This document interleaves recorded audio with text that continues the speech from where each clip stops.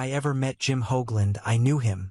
I had read his dispatches from Africa and the Middle East as a high school student who was interested in journalism and international relations, thanks to my hometown Detroit newspaper, which carried the Washington Post news service. Jim's posting to Paris when I started college in 1976 was, in my opinion, the high point of any international journalistic career. Imagine my excitement, therefore, when I first looked into Jim's glass office at the Post's foreign desk in Washington in 1978 as a junior in college majoring in international relations. He invited me to sit down and talk while he was the foreign editor. Jim is James William.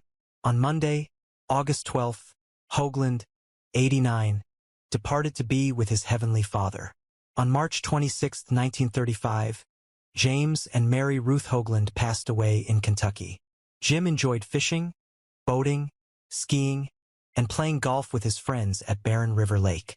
Along with their close friends Peg and Lee, he and Helen loved skiing in Colorado and at Powley Peaks. He loved dancing, and you could always find him and Helen dancing at the Rat Race Club and Moose Lodge. Jim retired from the U.S. Postal Service after 29 years of service and served in the U.S. Army National Guard. After that, he spent 10 more years working at Paul's Fruit Market. He liked to go to Churchill Downs and the casinos. For 67 years, Jim was a very involved member of the St. Rita Catholic community. Jim's parents, James and Mary Ruth, as well as his granddaughter, Jennifer Hoagland, passed away before him. His devoted wife of 67 years, Helen, his children James William Bill Hoagland III, Sherry, Louis Hoagland, Mary Ann, Donna Hoagland, Christopher Hoagland, and Cynthia J. Hayes, his grandchildren, Matthew, Katie, Dawn, Alicia, and James IV, 6 great-grandchildren, 1 great-great-grandson, and his close friend Lee Hornung, are all left to cherish his memory. Jim's visitation will take place at Arch L. Hetty Funeral Home in Okolona, 8519 Preston Highway 40219, on Monday, August 19, 2024, from 3 to 8 p.m. The funeral mass will take place at St. Rita Catholic Church on Tuesday, August 20, 2024, at 11 a.m. 8709 Preston Highway 40219, with Highland Memory Gardens interment taking place just after. Donations for Jim's memorial should be made to St. Jude Research Hospital or Hospice of Louisville. The funeral arrangements are being handled by Arch L. Hetty and Son Funeral Home Okolona Home, where personal and sincere service is tradition. Instead of defending his cynicism, the accuser places the blame elsewhere. For instance, even if a military strike is warranted, it is risky for an American president to do so when many will believe he did so solely to protect or delay his own interests. Impeachment. Editorial in the Wall Street Journal. False optimism regarding cynicism. The accuser claims that Clinton cannot effectively lead because of the cynicism of others. For instance, whether this president would wag the dog is not the point. However, there must be that question for a sizable section of the populace. And that uncertainty is the essential point. When deciding whether to declare war or peace, a president needs to be credible. Former Reagan attorney Peter Wallison. New York Times op-ed. 8. Cynicism disguised as patriotism. Republicans who accuse Clinton of wagging the dog are unintentionally supporting and enabling the enemy, according to Democrats. For instance, condemn you Republicans for giving in to pressure of Saddam. Democrat Massachusetts Representative Martin Meehan. Cynicism and McCarthyism. Democrats claim that Republicans are purposefully supporting and reassuring the enemy when they accuse Clinton of wagging the dog. For instance, according to Senator Robert Torricelli, Democrat New Jersey, the GOP's comments were as close to a betrayal of the interests of the United States as I've ever witnessed in the United States Congress. 10. Cynicism that is reciprocal. Democrats used the Iraq War to postpone the vote for Clinton's impeachment after accusing Republicans of being cynical for implying that the president cynically utilized the war to do so. For instance, impeachment should not be discussed in the House until after the war is over. As long as our troops are in danger, it shouldn't be discussed. House Minority Leader Richard Gephardt. 11. Cynicism in criticism of cynicism. while openly criticizing Republicans of employing strategies to further their political agenda. Speaking on condition of anonymity, a senior White House official stated, "Politics stop at the shore. That's the rule we've always had. Someone, not us, changed the rules." However, according to the New York Times, Clinton advisors stated that they anticipated Mr. Lott's remarks to backfire. Ross Hoagland, Douglas II from August 11, 1978, to December 15, 2015. Ross Douglas Hoagland, II was born on August 11, 1978, and passed away unexpectedly on December 15, 2015, when he was just 37 years old. Ross completed Arlington High School in 1997 after growing up in Everett, Washington. Ross was a free spirit who lived in the Everett region according to his own terms. But he had acquaintances as far north as Mount Vernon, Washington, and as far south as Tacoma, Washington. Because of his gregarious nature and large heart, Ross made a lot of lifelong friends during his brief life. In times of need, he always sought out to his friends and family since they were constantly on his mind and in his heart. Although Ross had numerous interests, golf was his real love, and he loved playing at the Everett Golf and County Club when he was younger. Ross also enjoyed spending time with his nephews, Davis and Maxwell, and nieces, Haley and Sienna. Ross also loved camping and fishing, especially when he was with Christopher, his brother and best buddy. Ross will be missed and will always be a part of all of his friends and family's memories. Ross D. Hoagland, his grandfather and namesake, as well as his grandmother Joan D. Hoagland, predeceased him. Parents Cindy and Jim Hoagland, brothers Christopher and Sean, sister Sandy, maternal grandmother, several aunts, uncles, nieces, nephews, cousins, and a particular friend named Leah are among Ross's surviving family members. We are all stars. Sometimes circumstances make us lose our brightness.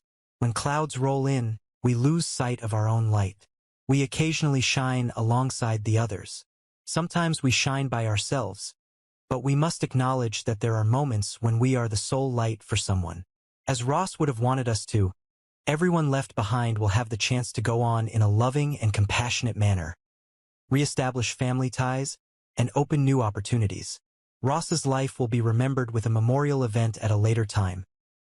Pakistan is a unique nation that can gaze into the abyss, pause for a moment to weigh its options, and then plunge blindly into the darkness. Throughout its 60-year history, Pakistan's national survival strategy has been based on its willingness to go to war. Whether firing nuclear missiles at a far more powerful India or permitting terrorist organizations to set up operations on Pakistani soil against American, British, and Afghan targets, the nation's leaders have raised. The unofficial national slogan of Islamabad is, "Oppose or ignore us at our peril and your peril." By imposing emergency rule and escalating a triangular power struggle with the country's secular political parties and religious extremists who hope to rise from the ashes left by their Western-oriented rivals. An emotionally strained President Pervez Musharraf has once again brought his nation and its foreign backers to the verge of collapse. Although the Pakistani army, the only unified and long-lasting political movement in the nation's history, continues to support Musharraf, that might all change in an instant. Nobody is more aware than Musharraf that another political general is constantly on the horizon. The Bush administration has taken a long time to adjust to the unstable and unpredictable nature of Pakistani politics and statecraft. It was not until late this summer that American and British officials came to the conclusion that Musharraf had lost his once shrewd political acumen in arguing angrily but inconsistently and inconclusively with the nation's courts, attorneys, and students. Then, in a last-ditch attempt to save Musharraf from himself, Washington and London convinced the President of Pakistan to allow former Prime Minister Benazir Bhutto to return from exile last month.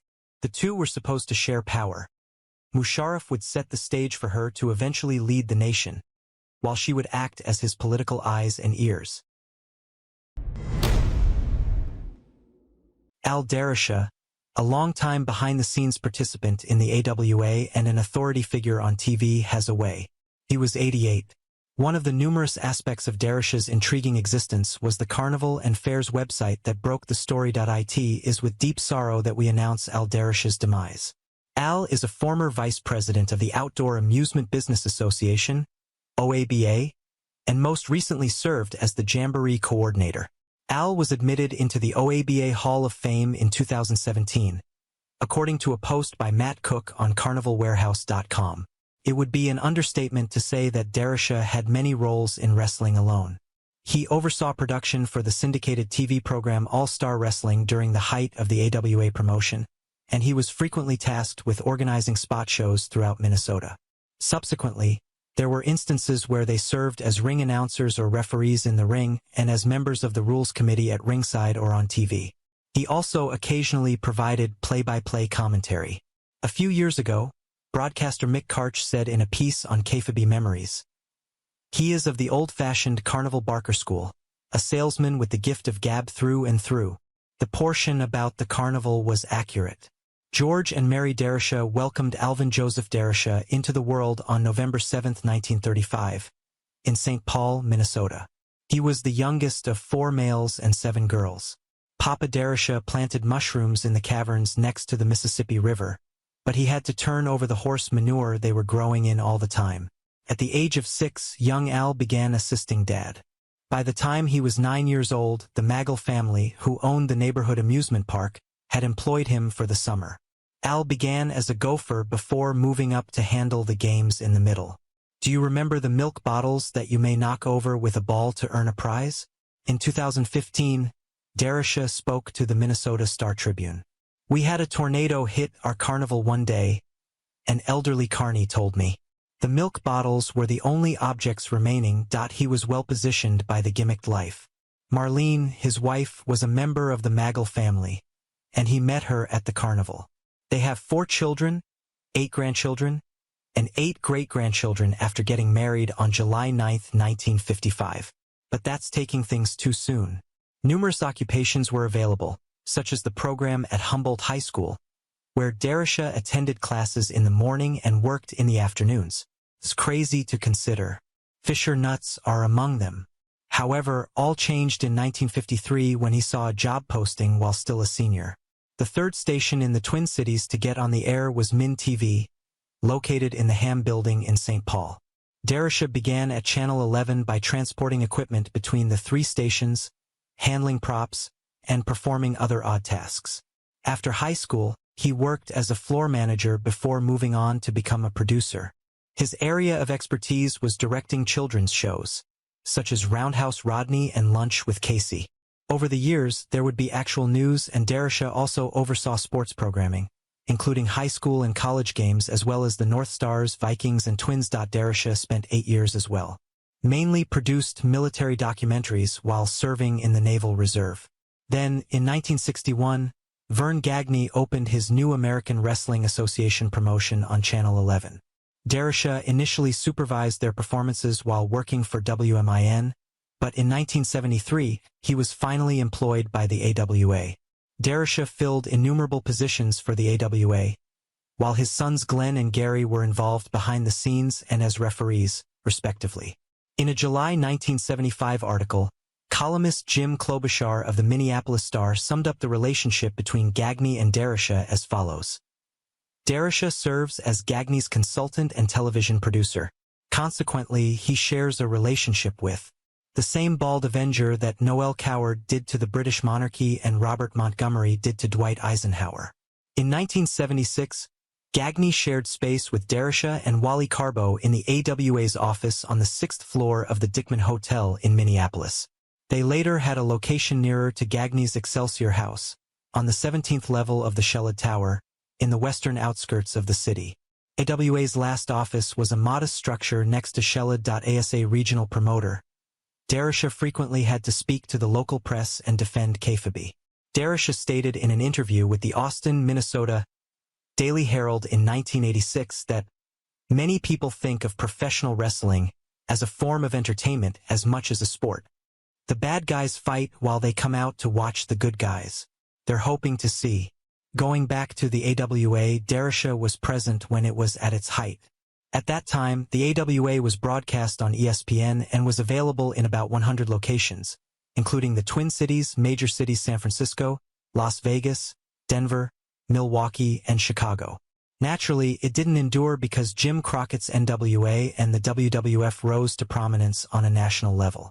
Darisha already had other things on his plate when the AWA dissolved. He became the Outdoor Amusement Business Association's vice president.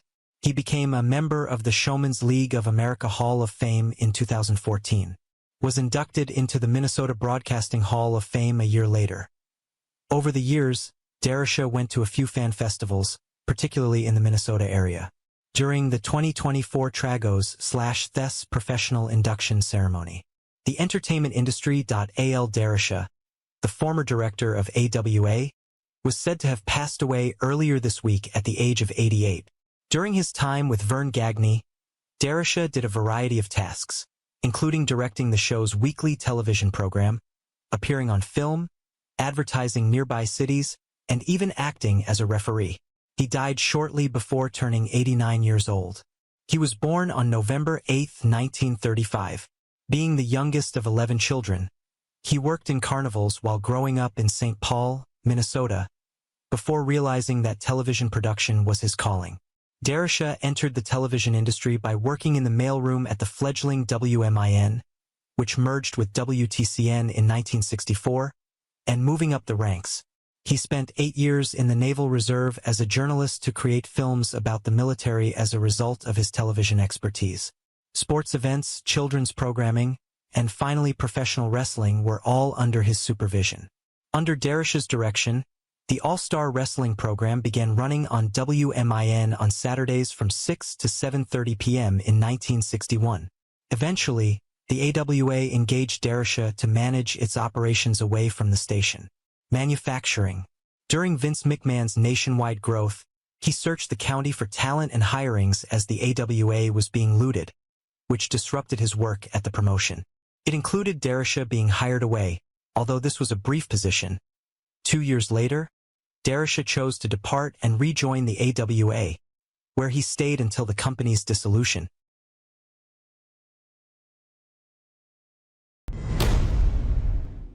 In two popular television series, L.A. Law and Dharma and Greg, Alan Rakins entertained viewers by portraying two very different types of histrionic middle-aged men. He passed away in Los Angeles on Saturday. He was 82. According to his family, heart failure was the cause of his hospital death. For his parts on the two shows, Mr. Rakins, pronounced Rachins, gained widespread recognition after decades of trying to make a name for himself as an actor. Each character, including an elderly hippie and an obnoxious lawyer, was odd and abrasive but in very different ways. Mr. Rakins initially gained notoriety by making appearances on almost every episode of L.A. Law, which aired on NBC for 8 seasons between 1986 and 1994. Terry Louise Fisher and Stephen Bochco, who had collaborated on the critically acclaimed police drama Hill Street Blues a few years prior, conceived the show. A similar formula was used in L.A. Law. It combined comedy and drama. Because L.A. Law was so well-liked at the time, several attorneys were concerned about how recent episodes may influence jurors' decisions. Any lawyer who doesn't watch L.A. Law the night before he's going to trial is a fool, a lawyer once told the New York Times in 1990. The program focused on the Mackenzie Brackman law firm. Douglas Brackman Jr., a senior partner whose father had assisted in founding the firm, was portrayed by Mr. Rakins. He was mercenary, rude, and articulate, qualities that established the at front of 14 million viewers each week. Mr. Rakins's character was arrested at a sushi bar, had a slinky stuck in his braces, lost his toupee in an aerobics class while attempting to impress the instructor, and was hanging upside down in a hospital room. He was frequently informed by fans that they enjoyed detesting his persona. I would say, well, thank you, Mr. Rakins recounted in a 2014 interview with the Los Angeles Times. Promotion. Mr. Rakins received a 1988 Emmy nomination for Best Supporting Actor in a Drama Series. Joanna Frank, the wife of Mr. Rakins, portrayed his wife, Sheila, on the television program. She was actually Mr. Bochco's sister as well. In 1990, Mr. Bochco told the New York Times, "At first, we wanted a guy who was really sort of pompous and self-important, who we could make fun of. However, when you include Alan, you discover that he has a delightfully peculiar and eccentric personality. This peculiarity was even more noticeable in Dharma and Greg, which aired on ABC from 1997 to 2002 for 5 seasons. It showed Greg, a dapper son of the wealthy upper class, getting married unexpectedly to Dharma, the hippie's daughter. Larry Finkelstein, her father, was portrayed by Mr. Rakins. The Girl Scouts are a paramilitary organization with cookies, according to Mr. Finkelstein, who also boasted about how far off the grid he was. The Times described Mr. Rakins as apoplectic and endearing as Dharma's father in 1997, despite the fact that his jokes were cliched. Picture. Born on October 3, 1942, in Cambridge, Massachusetts, Alan Lewis Rakins was raised in Brookline, Massachusetts. Snow Crest Finer Foods, owned by his father Edward, manufactured the first bear-shaped honey dispenser. His mom. After school, Alan was frequently taken to the movies by Ida Schindler Rakins. Edward only spent the weekends at his workshop in Salem, Massachusetts. Alan was 11 when Ida passed away. After that, he frequently found himself having supper by himself. After watching Rebel Without Violence, he had a revelation. A cause when he was 13. In an interview on Sunday, Ms. Frank stated, he thought, "I can't do it in life, but I could do it in the movies," after seeing a young man express all this anger at his father. That was the beginning of his desire to become an actor. He spent almost 2 years at Wharton, the University of Pennsylvania's business school, before leaving against his father's wishes to pursue a career in acting. He was cast in a few Broadway and off-Broadway productions, including the initial 1969 run of the musical revue, Oh, Calcutta, which was notorious for its naked performers. On the 50th anniversary of the program, Mr. Rakins told the New York Times, "You're not just naked, you're vulnerable. I felt so exposed." He briefly dabbled in the family business after his father passed away, in or around 1970, before selling his part to his uncle. He started creating TV screenplays while he was a student at the American Film Institute in Los Angeles. He took an acting class with Ms. Frank in July 1977. March 1978 saw their marriage. He is survived by their son, Robert, as well as her. In 1993, Mr. Rakins wrote for the Brookline High School newspaper, where he was a graduate, reflecting on fulfilling his childhood dreams. He stated, "May the parts of your childhood ignite into a dream. May you live your life guided by the torch from that dream." Actor Alan Rakins is well known for his roles in the series. Variety was informed by Mark Teitelbaum, Rakins' manager, that he passed away in his sleep due to heart failure. In June 1969, Rakins had an appearance in The Naked in the musical revue, Oh, Calcutta, that debuted off-Broadway at the Eden Theater. Rakins appeared in a number of television shows as a guest, including Stargate SG-1, Dallas, Barnaby Jones, Brothers, and DC Follies. He also had recurrent appearances on Rizzoli and Isles and General Hospital. The Golden Girls, The Boundaries of Reality, Lois and Clark, Superman's New Adventures, Charlie, Good Luck, Young Sheldon, The Crazy Ones, The Middle, and Grey's Anatomy. He contributed to, such as Heart to Heart, Hill Street Blues, and The Fall Guy, and he directed an episode of the James Earl Jones-led television series Paris. Rakins played Tony Moss in Showgirls, a 1995 movie, Time Walker, 1982, Always, 1985, Thunder Run, 1985, Heart Condition, 1990, Terminal Voyage, 1995, Meet Wally Sparks, 1997, Leave It to Beaver, 1997, Any Day Now, 2012, and Commencement, 2012, are many of his other film credits and a kinky coincidence. Rakins played Tony Moss, the ruthless, two-paid director of the topless dancing revue at the Stardust Casino, in Paul Verhoeven's Showgirls, 1995, and was one of the disrobing cast members in the original stage production of Oh, Calcutta, when he was putting together the Mackenzie, Brackman, Cheney, and Cusack co-founder role. Frank's late younger brother, the renowned TV writer-producer Stephen Bochco, had his brother-in-law in mind.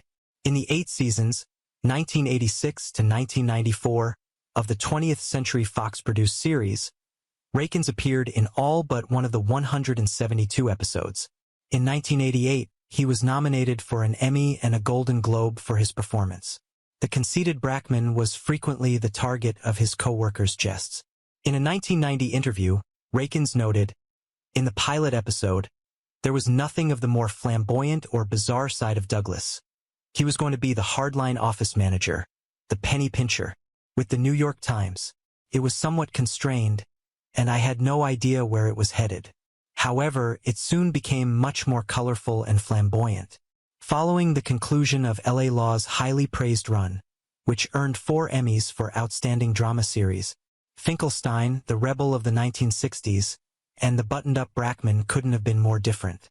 According to him, the parts were like night and day. Born in Cambridge, Massachusetts on October 3, 1942, Alan Leonard Rakins was raised in Boston as an only child. Edward, his father, owned a food production company that produced flavored syrups, cake toppers, and ice cream toppings. At the age of 11, his mother, Ida, passed away. After graduating from Brookline High School, Rakins attended Penn's Wharton School for 2 years before relocating to New York to pursue an acting career. He studied under people like Kim Stanley and Warren Robertson, and debuted in After the Rain on Broadway in 1967.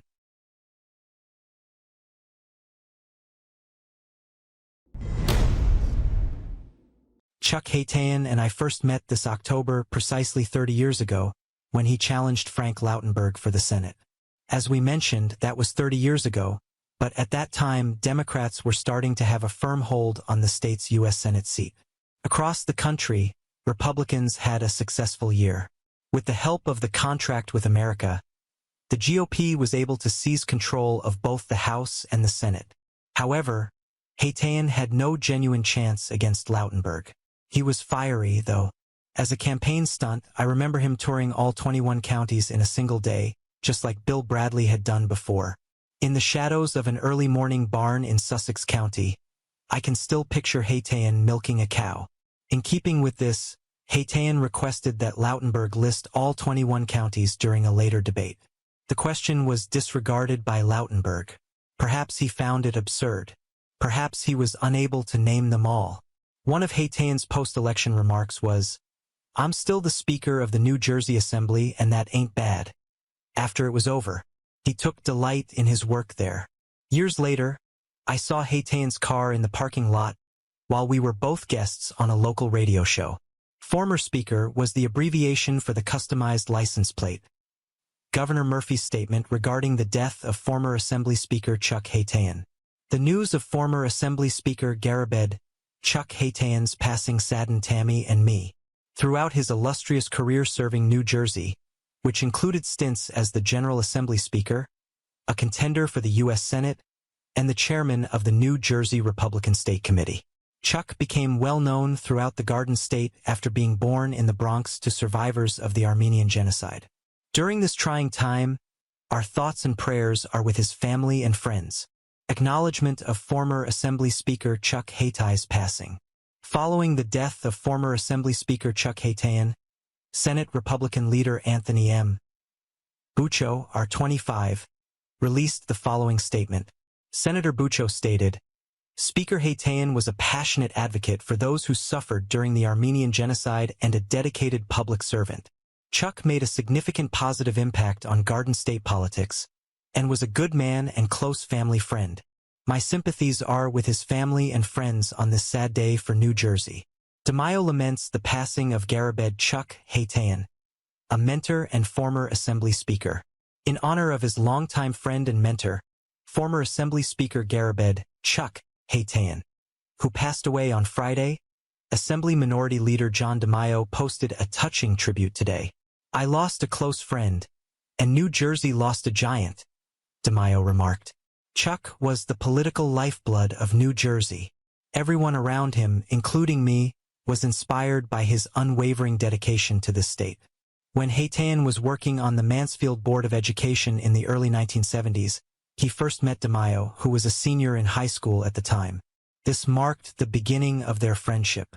DeMaio's personal career path in public service was significantly impacted by Haitian's advice and support. I was deeply impacted by Chuck's dedication to integrity and his enthusiasm for serving the public from the beginning, DeMaio stated.